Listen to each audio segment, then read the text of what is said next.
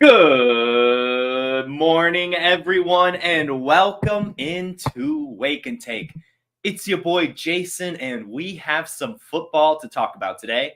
It's Thursday, so of course we're going to do a little preview for tonight's Thursday night football game between the Broncos and the Chiefs. But also, we're going to break down some of the latest stories, namely an update on David Montgomery's usage, an update on Jordan Addison's usage, and plenty more. So why don't we sit back, relax, sip our coffee, and enjoy the show.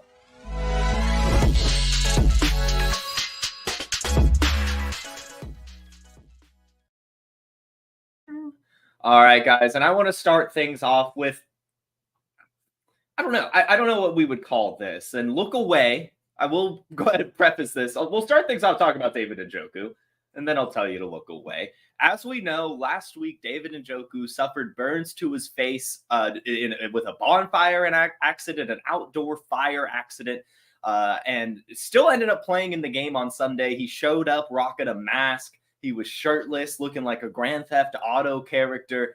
It was very, very cool. Well, a picture has come out of his face, and I think it's important to share with the audience just because it puts into perspective how hard these people work and what these players really do play through. So if you don't want to see a man's burnt off face, look away.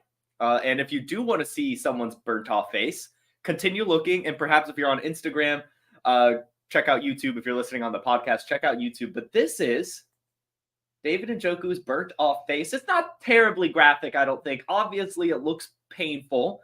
It looks very painful, and heart goes out to him, feelings go out to him, because that is probably the worst place to suffer a burn, and probably also the worst place to try to play through. I can't even imagine the feeling that he was going through, putting on the mask to hide this, then taking off the mask, then putting on a football helmet, then frequently taking off and putting back on said football helmet while super sweaty because he's playing an NFL football game. And he still goes out there, gets multiple catches, has one of the better games of his season.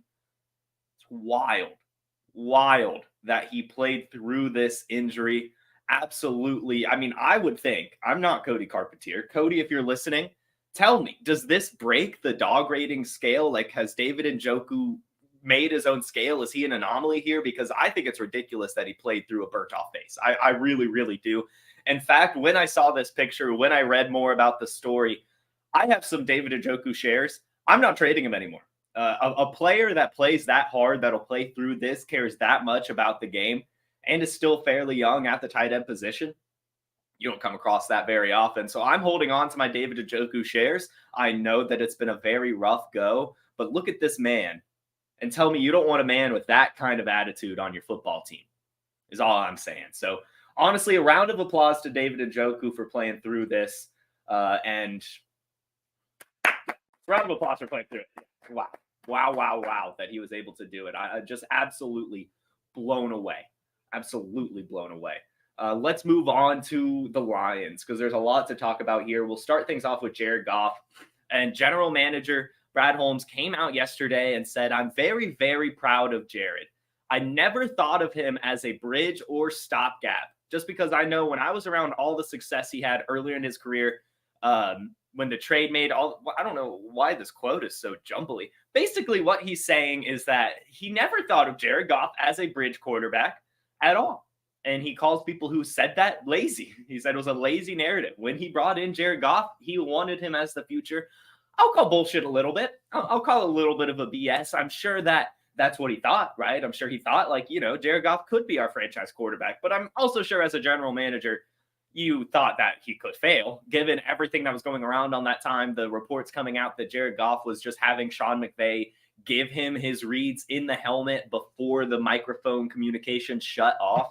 And then so it felt like, Jared Goff is just an extension of Sean McVay. He's not his own quarterback. It was definitely a risk for the Lions to take on Jared Goff, and it definitely wasn't very clear that he'd be a franchise quarterback. Is he definitely now? Yeah, I don't see why the Lions would move away from him. He's still young, still very talented, still operating this offense at a very high level. But I will call BS on Brad Holmes saying he never thought of him as a bridge or stopgap. Come on, Brad. If he went out there, went less than 500, hell, 4-12, 4-13, you would have moved on. You would have brought in another quarterback. This is ridiculous to say that, but still very cool that, he was so confident in the quarterback and is still so confident in the quarterback. You love to see that. To me, that means you've got to buy Jared Goff. There's still the question marks on a lot of owners if, the Lions will move away from him next year or 2 years from now. But plain and simple, Jared Goff just needs some respect on his name. He's a good NFL quarterback. He just is. Next up, within the Lions, let's talk about David Montgomery, as Jahmyr Gibbs stands are not going to like this. Dan Campbell on David Montgomery. That type carries the load. The other one is the changeup. You always want a guy that can take on 20 to 25 carries. This was the plan all along, apparently. Dan Campbell wanted David Montgomery more than he wanted Jahmyr Gibbs, right? He wanted a running back like David Montgomery more than he wanted a running back like Jahmyr Gibbs. And one thing that I find just so odd about this, and I'm sure you guys too, is why did they spend such a high draft pick on a changeup guy? What? Why would you do that? If you thought, and coaches' philosophies don't just change, right? Like Dan Campbell didn't just randomly look at David Montgomery and say, I think, now I really like, a guy that can take 20 to 25 carries. No, he's thought that his entire life. He's a former tight end, right? He likes smash mouth football. He's a punch you in the face kind of guy. So it's just strange that they spent that draft capital on Jahmyr Gibbs. It doesn't seem like things will get better.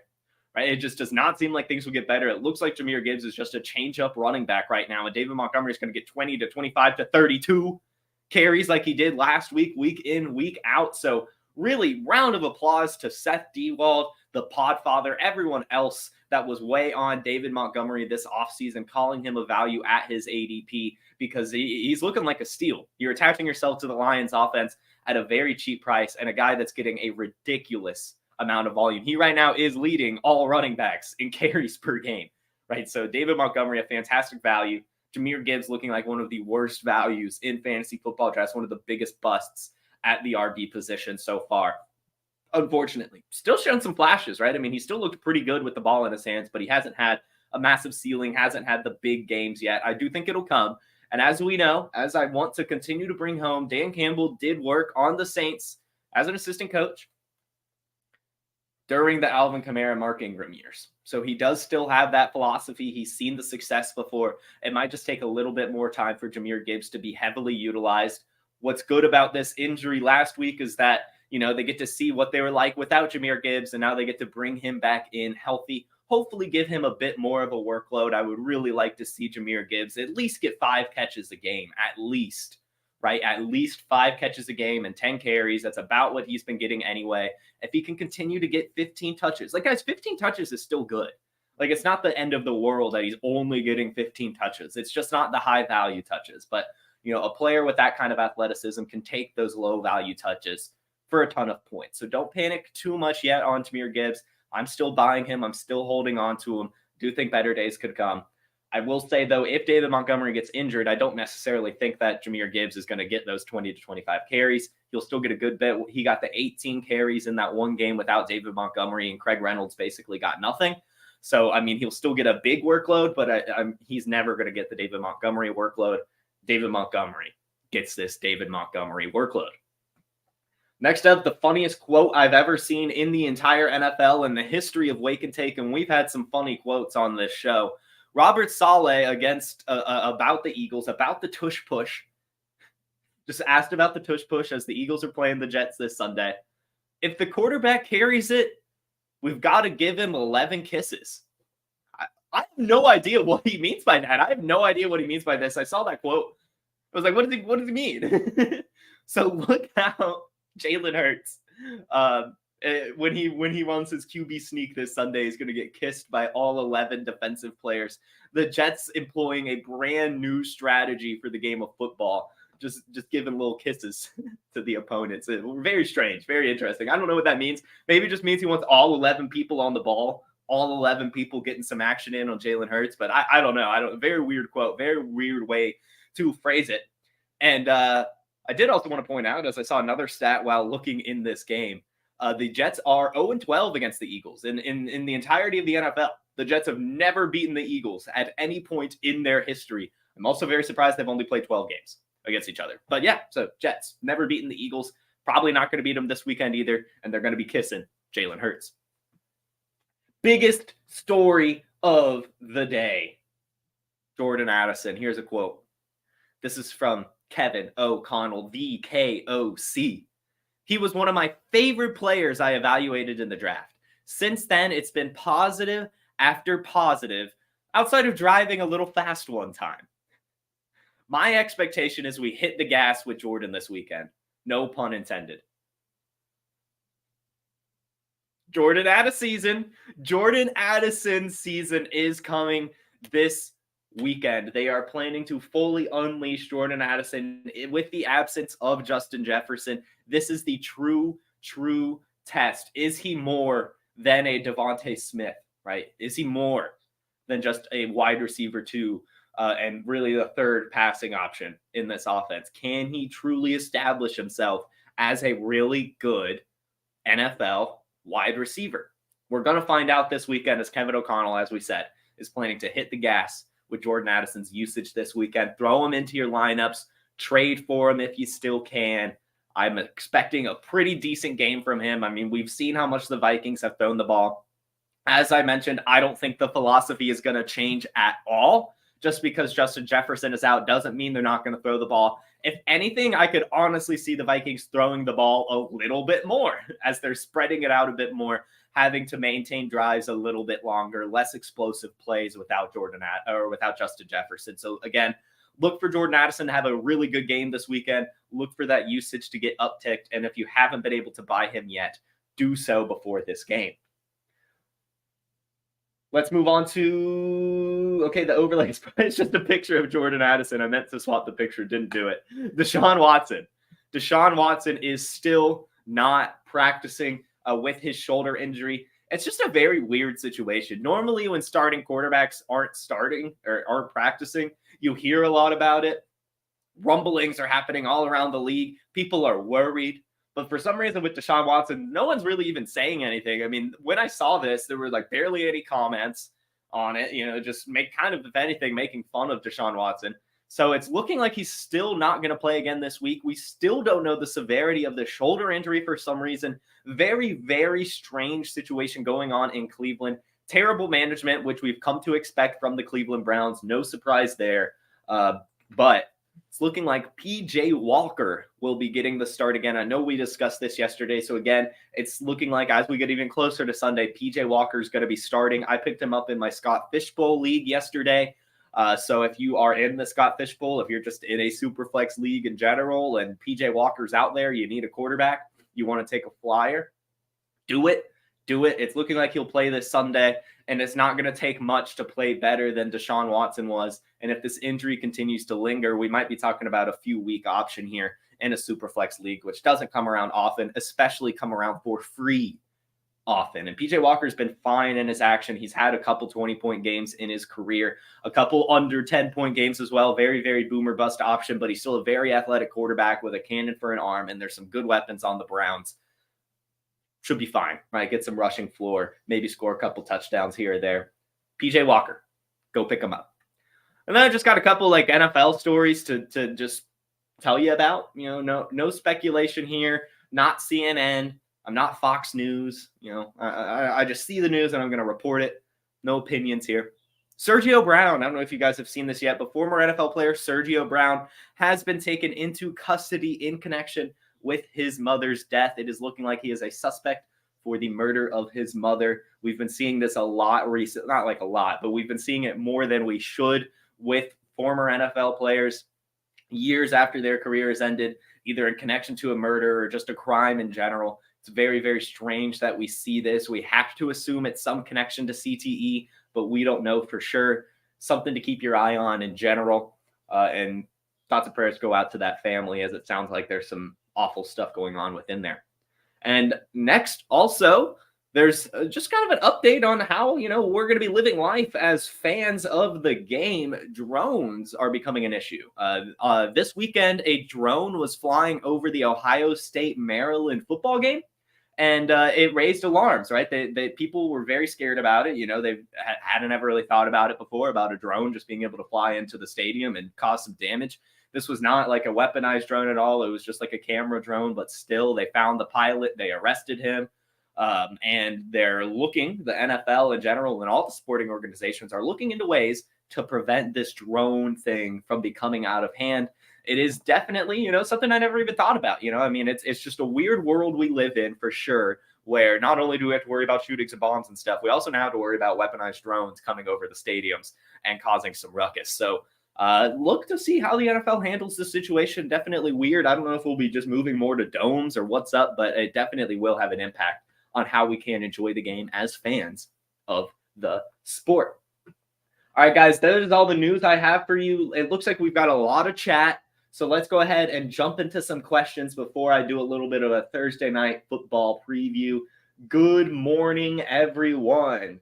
Good morning. Love to see you guys just chatting up in the morning. Every single morning I see you guys here. Snowman, Anthony, All City, Timmy Jim, Johnny, Jamie. Just great to see you guys as always.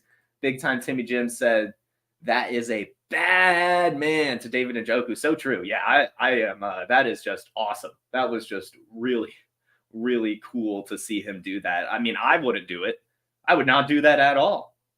Harry Snowman asks, are you sure it isn't Osborne? I do think Osborne will, of course, get some usage, right? We're talking about the Tyler Boyd of the Minnesota Vikings, right? So, he's definitely going to get some usage, but I do definitely believe it's going to be a little bit more force-fed to Jordan Addison, force-fed to TJ Hawkinson, and then Osborne being like an open option, getting the third down passes, maybe used in the red zone, and maybe one or two explosive plays going his way. I do think all three of these options basically need to be started, but it's just looking like Jordan Addison is going to be let loose, which is very, very cool. Jamie Brogue, our resident Cleveland fan, says, Cleveland doesn't know how to run an organization? Who would have thought? Oh, man. And make sure everyone tunes in to the GOAT District today at noon. Our friend of the show, Harry Snowman, will be live at noon on the GOAT District breaking down tonight's game. So if my preview here in a second isn't enough for you, I'm sure that Harry Snowman's will. He gives some fantastic stuff. I'm running a team with him in the FFPC. You guys would not believe some of the knowledge that he can bring when it comes to lineups and all that fun stuff. So I'm sure there's some fantastic knowledge going to be dropped on the GOAT District. And let's see, I saw a couple questions here on Instagram, and then let's do a little bit of a preview. Would you trade Justin Fields or Tua if you had them both? Assuming this is a single quarterback league, Phantasm, what you've got to do is you've got to put them both on the block and take the best offer. I'm not really worried about which one I'd rather trade. You're talking about two elite options here. So I would look to trade both, and then I'm just going to take the best return that'll help my team the most based on the trade offers I get. I'm not really I'm only going to sell Justin Fields or I'm only going to sell Tua Tagovailoa. And one more question I saw, I believe, thought on Foreman Bears this week and going forward. It's just Roschon. It's Roschon season. It is Roschon Johnson season. Don't worry about Deontay Foreman. All right. Let's talk about some Thursday night football. Tonight, we have the Broncos and the Chiefs squaring off. Currently, the Chiefs are 10.5-point favorites, and they are expected a total amount of 47 points being scored. Some fun little facts that I saw about this game. First, Patrick Mahomes in his career has never faced off against the league's last-ranked scoring defense in his career. He's doing that tonight, so I don't really know what that means. You would hope, right? You draw the line that Patrick Mahomes is going to have the best game of his career if he's playing the worst defense of his career. But the Denver Broncos, while being the worst defense in the league, a lot of it has been against the running backs. As we know, Raheem Mostert, Devon Achane had their fantastic game against the Broncos. Breece Hall just had his fantastic game against the Broncos. The Denver Broncos defense has been terrible against running backs. They've allowed the most rush yards, the most rushing touchdowns. Every running back they've played against since week 2 has scored at least 22 points. Even Khalil Herbert put up a monster performance against them. They are surrendering the most points to running backs. They've allowed 100-yard rushers in their last 3 contests, allowing 187.6 rush yards per game. awful rush defense. So I'm drawing the conclusion that it's mostly going to be an Isaiah Pacheco game. But of course, Patrick Mahomes is going to do some damage as well. I'm just honestly expecting it to be a regular Kansas City Chiefs game. I am 100% not expecting this to run away from Denver. I do think that this will remain not close, but like competitive. Like, like a 2-score game, maybe all game, just continuously staying within 2 scores. I don't think the Chiefs are going to blow the top off this defense. I don't think they will. Should they? Yes. But something about a Thursday night football, something about a divisional matchup, I do think that this remains, quote, competitive. But of course, the Chiefs still win, and I wouldn't be surprised if the Chiefs also still covered that 10.5 points. That 47 total is interesting. I think it could stay right around there. Like I don't know if I'm going to take the over on the 47 points. Like I said, I don't really think the Chiefs are going to blow the top off the Broncos defense tonight. I think it's going to be a very methodical game. Travis Kelce's not 100%, and we haven't been seeing anything good from any of these wide receivers. Rashee Rice is leading the league in drop percentage. Kadarius Toney is second in the league in drop percentage. And like I said, Travis Kelce's not 100%. Sky Moore has been a bust based on where we've been drafting him. MVS has barely even had a ceiling game. Justin Watson is kind of the guy making the most splashes. If anything, I'm going to say Isaiah Pacheco, 100 yards and 2 touchdowns. Patrick Mahomes, maybe 2 touchdowns, one of them to Travis Kelce, one of them to Isaiah Pacheco again, like Isaiah Pacheco receiving touchdown. So 3 touchdowns for Isaiah Pacheco tonight, right? But I'm not expecting the ceiling to blow off here for the Chiefs against the Broncos. I do think that it stays under that 47. I'll say that the Chiefs do cover 10.5. So if that's the case, let's go with Kansas City 31, the Broncos 17. That's not right. That would be over 47. That's right at 48. 28-17. 28-17 for this game. Or I'll still maybe stick with that 31-17 and say it is over the 47. But that's my score prediction. That's kind of what I'm expecting from the Chiefs. More of an Isaiah Pacheco game. Maybe a little bit of Travis Kelce, of course. For the Broncos, I think that you have to expect a Marvin Mims game. I think that we can expect a Marvin Mims explosion. And then just keep an eye on how Courtland Sutton and Jerry Jeudy are used. I do still 100% believe that the Broncos are trying to force feed these wide receivers to increase their trade value. So if Jerry Jeudy has a big game, look for him to be traded next week easily. Or maybe vice versa, maybe Courtland Sutton has a good game and then they can finally trade him as well. But I do think that they could use this opportunity to force feed these wide receivers and increase their trade value. And then also, of course, look to see how Jaleel McLaughlin looks. He passed the eye test last week for sure, so I hope he can keep it up. From what I saw, it did look like Javonte Williams will be making his return, so just look at how that usage is in general. But let's have some fun. Normally, I just bring you my underdog ticket. Normally, I just bring you my DraftKings, but to pull behind the curtain a little bit, I had a late morning. I did not get to fully make my show sheet and everything. Well, I got to fully make my show sheet, but I did not have time to do underdog pick'em or make a lineup. So why don't we do that live? We haven't done that yet. And I think it'd be cool to kind of highlight some of my strategy here when I'm looking at this.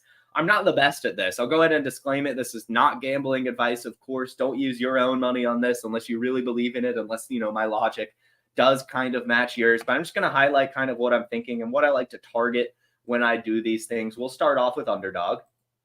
If it'll show. Okay, and let me let's do this screen. I'll just take away my overlay. Okay, so usually what I like to do with underdog is I come to my conclusion of how I feel like this game is going to go. Like I said, I think that, this will be competitive. I think both sides will be taking some shots at each other all game. I don't think the Chiefs will be running out the clock or anything. But like I said, I do, of course, expect a pretty decent Isaiah Pacheco game. So we will start there. And you can only take one per thing. And I'm actually going to take I'll just go with the 90 total yards. I'll go with the 74.5 rush yards. I'll go with the 74. That's a lot of rush yards. That is a lot of, whatever. I don't care. I think he's going to have a fantastic game. As we mentioned, everyone's had basically over 100 rush yards against them this year. And with Travis Kelce not at 100%, I do definitely think they could lean on Isaiah Pacheco. Let's see. For Patrick Mahomes, I don't want to touch 2.5 passing touchdowns. I don't think that we're going to see 3 passing touchdowns from Patrick Mahomes. But if we do, it's just going to be exactly 3. And so that's a little too close for me to touch. I think all of these are some pretty decent lines. So I'm just going to move on. I'm not going to touch Patrick Mahomes on this one. Jerick McKinnon, his usage has just been very off and on this season. I don't really want to try to guess what he's up to. Travis Kelce, less than 100%. So I might go lower than 6.5. Yeah, I'll go lower than 6.5%. Ah, God, that's tough too. These are some really good lines. 25 yards for Sky Moore. I don't want to touch that one. Kadarius Toney.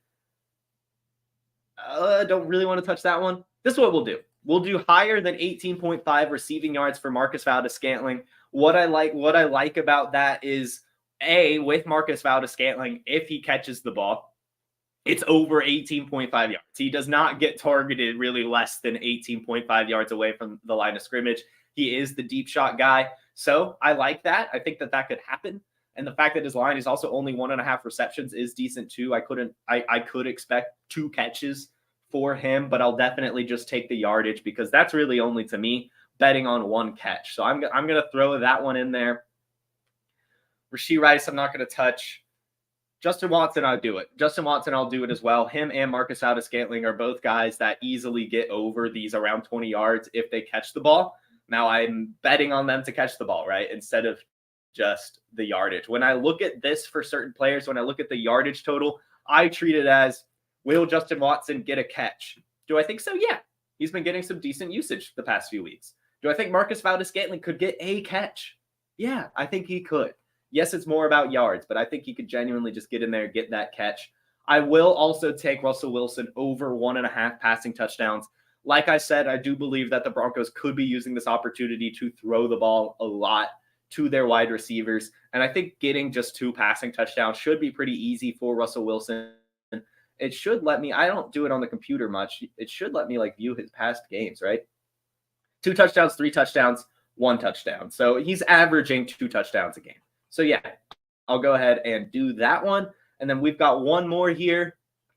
Do I want to go with Cortland Sutton, Jerry Jeudy, or I'll do Marvin Mims? I'll do the same philosophy here.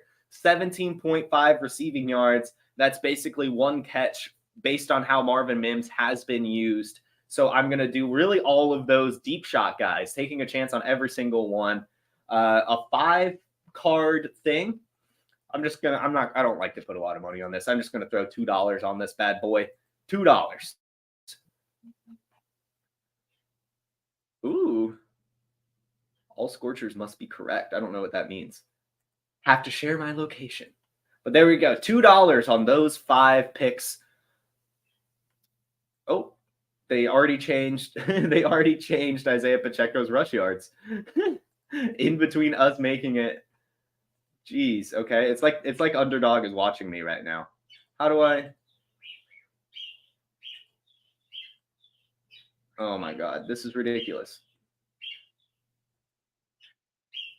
Okay, I'm just going to figure that out on my own time. I'll just figure that out on my own time. You guys saw it get built. That's all that matters. Now, let's build a DraftKings lineup. Now, the biggest thing when you're doing these showdown captain modes, you have to get the captain right.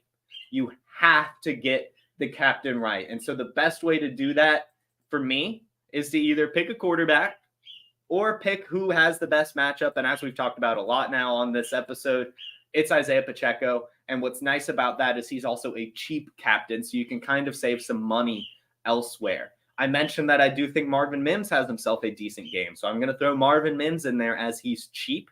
And then I'll, of course, throw Patrick Mahomes. You can't just not throw Patrick Mahomes in there.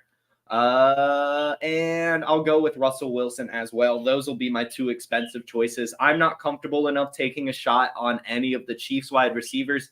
And I also don't have an inkling as to which Broncos receiver I should use. And so now we're looking at, we have $8,900 left. Ooh, okay. So normally what I like to do now is go just look at the bottom. How are things looking at the bottom? Is there anyone here for around $200 that I feel like I could get a little bit of a value on? Looks like no. It looks like, if anything, could take a chance on Marcus Valdes-Scantling or Justin Watson if I really wanted to. But with $4,000 each, could also, I think I like the idea of Will Lutz today, meaning I have 4,700 left. Screw it. You know what? Screw it. Screw it. I'm just going to throw Kadarius Toney in there. He hasn't done anything yet this season. No one's going to throw him into their lineup. Everyone hates Kadarius Toney. But why? Why not? I don't know. I don't like doing Chiefs, especially Chiefs Showdown Captain Mode lineups. So I'm just going to do it. I'm just going to throw Kadarius Toney in there. We're going to move on. That was my DraftKings lineup. That was my underdog ticket. I'll have to figure out how to fix the Isaiah Pacheco thing. But I hope you guys had fun with that. Let me just see one more time if there are any questions, and then I will get you guys out of here, and I'll see you all tomorrow. Let's see. Start sit questions. Justice Hill or Chuba? Give me Chuba. McLaughlin at flex. No, I don't think so. With Javonte Williams back, I am not comfortable with Jaleel McLaughlin actually being in my lineup. I would look elsewhere. Could he have a good game? Sure, but the process says to move away. Let's see. Watch the Chiefs defense be the high scoring player. Yeah, that is definitely possible. And Tony is a good player. They're talking about bad weather. He stays around the line of scrimmage all day. Thanks. Cool. So we'll see, right? I don't know. It's either take a shot on Kadarius Toney, MVS, or Justin Watson at that price point. So screw it. Screw it. I'll just throw Kadarius Toney in there. He's still one of the most electric people with the ball in his hands. So yeah. All right.